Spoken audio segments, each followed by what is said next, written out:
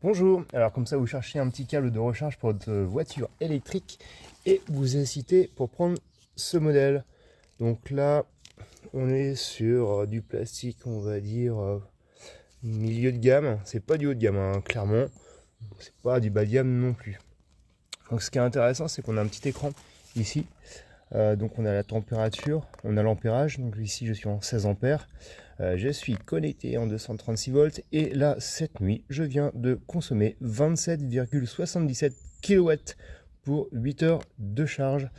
Donc c'est plutôt pas mal si vous êtes à l'extérieur, ça vous permet d'avoir la consommation de kilowatts que vous avez prise. Si vous êtes chez votre beau-frère, chez des amis, en Airbnb, ça vous met une trace et vous pouvez rembourser la personne à hauteur de votre consommation.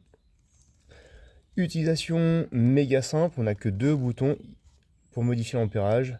Hop, j'appuie dessus. Et il ne se passe rien parce qu'elle est déjà chargée et je suis à la fin.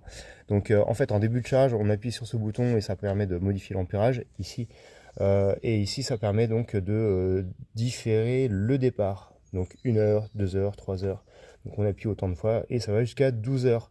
Le problème pour ma voiture, donc une MG4, c'est que ça a chanté le démarrage différé de ma voiture. C'est-à-dire que je vise les heures creuses, départ minuit 1, j'ai branché ma prise, il s'est rien passé, je suis parti, et au bout de je sais pas combien de temps, 10 minutes, un quart d'heure, hop, la charge est partie toute seule, en dehors de ce que ma voiture m'avait prévu. Donc j'ai arrêté sur l'application la charge et elle est repartie en pleine nuit. Donc voilà, donc elle fonctionne. Le plastique pas fou, écran tout petit mais super pratique. Les 5 mètres, bon c'est pas fou, surtout quand on est en déplacement. Au mieux un truc de 10 mètres, on sait jamais. Mais bon, voilà. À vous de faire votre choix.